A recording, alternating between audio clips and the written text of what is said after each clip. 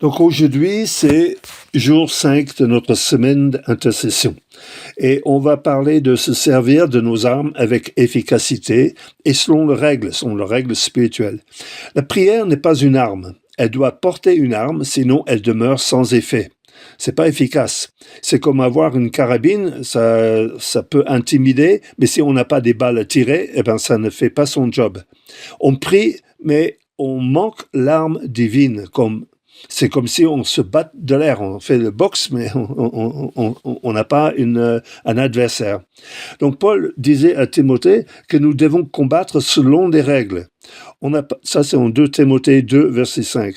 On n'a pas le temps de prier inefficacement. C'est du travail d'intercéder.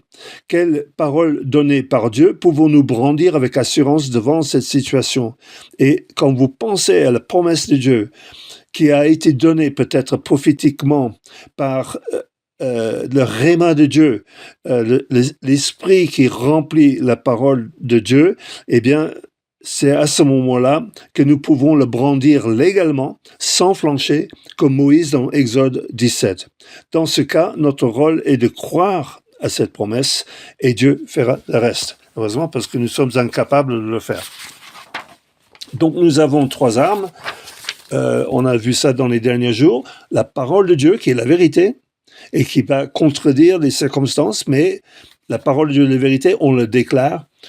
On a le sang de Jésus-Christ, ça a obtenu légalement l'autorité de Jésus sur la terre et dans les cieux, et aussi pour l'éternité, il est l'alpha, l'oméga. On n'a jamais dit ça du diable, mais Jésus, l'alpha et l'oméga de chacun de nos circonstances. Et puis, on a le nom de Jésus. Il n'y a pas d'autre nom qui a été donné sous le ciel par lequel nous puissions être sauvés. Et ça, c'est pour nous aussi, d'être sauvés dans nos intercessions. Il n'y a pas d'autre nom. C'est le nom de Jésus. Dieu sauve. C'est Dieu qui sauve.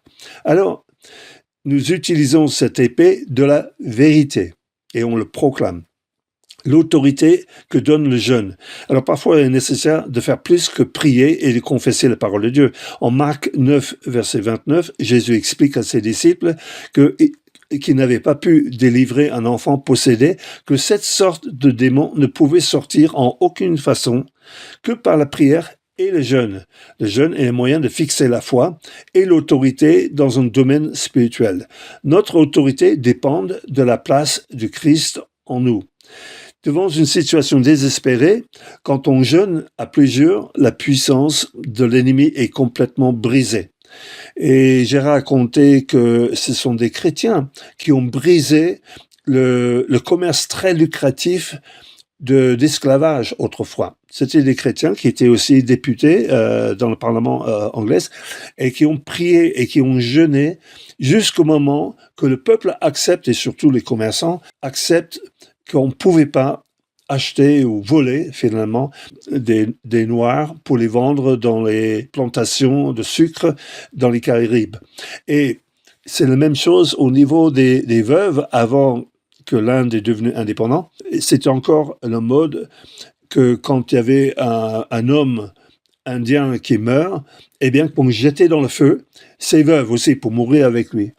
Et souvent, ils étaient jeunes, plusieurs femmes d'ailleurs, et il y avait des chrétiens qui avaient à cœur de jeûner et prier pour que cette situation-là ne se reproduise plus. Et effectivement, aujourd'hui, ça ne se fait plus par loi qui interdit ce genre de pratique. Pourtant, c'était très, très, très ancienne. Et il y a certainement d'autres batailles que le Seigneur dans lesquelles le Seigneur peut nous conduire, qui peut changer le donne. C'est ça l'intercession, c'est le changer de donne. Pas parce que nous sommes très forts, mais parce que nous donnons la permission à celui qui est le plus fort, à celui qui est le tout-puissant, à celui qui est le chef des armées de Dieu, eh bien, de changer la situation. Et on ne prie pas assez. Et on intercède surtout pas assez.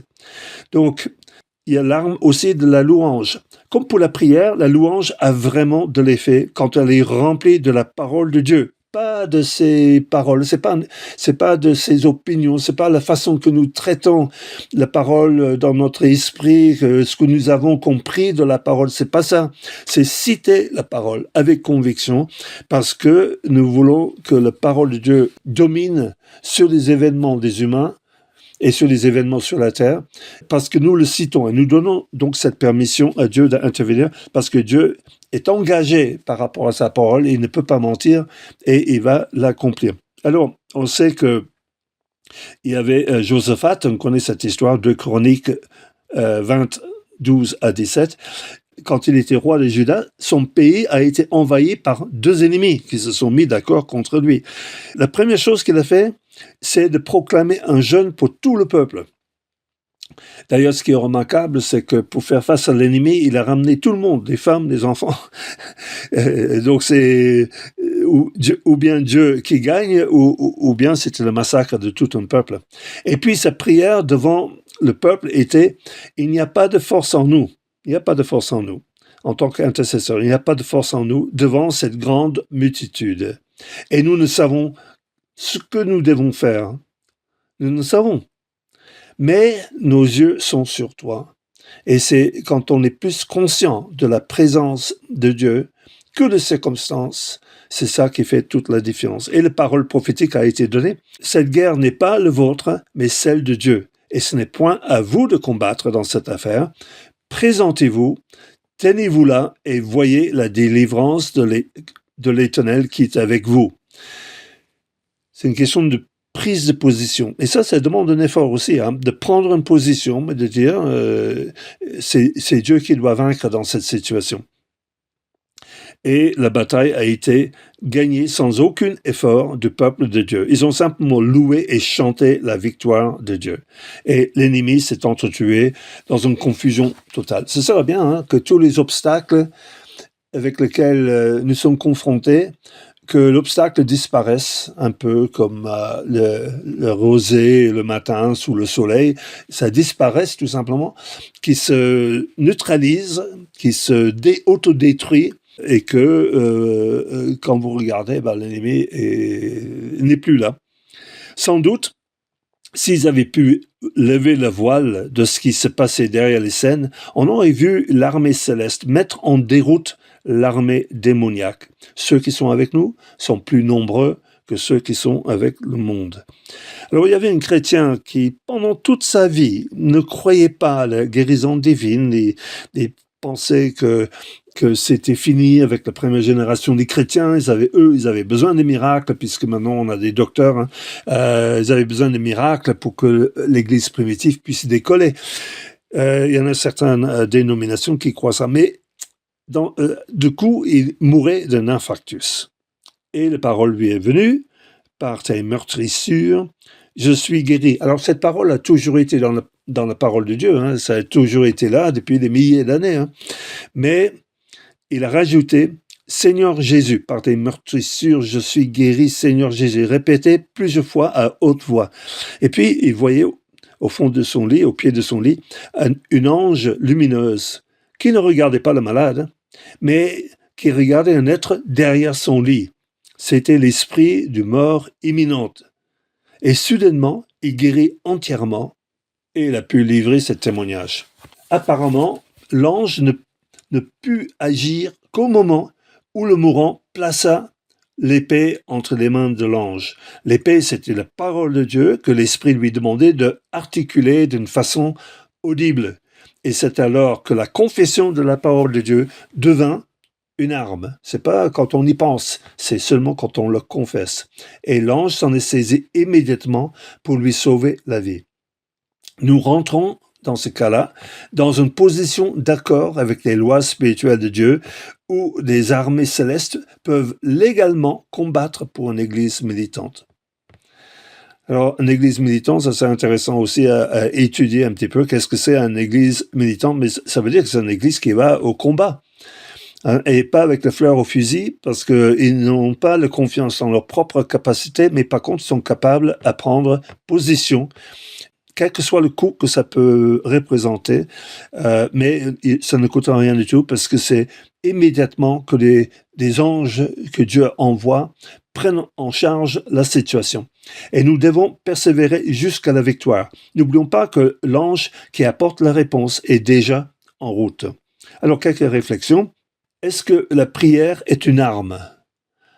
Alors, on sait que c'est pas la prière qui est de l'arme, c'est le fait que nous déclarons la parole de Dieu, que nous invoquons le sang de Jésus-Christ comme un fait historique qui a obtenu une victoire totale pour ses enfants, et le nom de Jésus. Ça, c'est des armes. Quel est notre rôle par rapport à une promesse reçue pour une situation? Est-ce que nous le maintenons en place, même si le temps semble long? Alors, c'est vrai que le temps souvent est long parce qu'on est tout seul pour tenir. Mais si nous travaillons ensemble, collectivement, comme avec Josaphat, c'était tout le peuple, y compris les femmes et les enfants, qui sont allés prendre position, eh bien, cette unité que nous pourrions avoir dans la communauté qui est en train de se former, des intercesseurs de Haute-Savoie et peut-être d'autres régions de la France, eh bien, nous sommes une communauté. Et si on se tient ensemble, eh bien, ça ira beaucoup plus vite. Pouvons-nous apprendre de Josaphat face à un ennemi qu'il savait beaucoup plus fort que lui? La leçon, c'est qu'il gardait ses yeux sur Dieu et pas sur l'ennemi. L'ennemi était là, mais Dieu était là aussi. Et il disait, nos yeux sont sur Dieu. Donc ça, c'est vraiment le regard d'intercesseur qui regarde au-delà des circonstances, regarde dans l'éternité, qui regarde dans la présence de Dieu et qui commence à louer, prendre position d'abord et puis après qui fait le sacrifice de louange. Voilà, c'est tout pour jour numéro 5.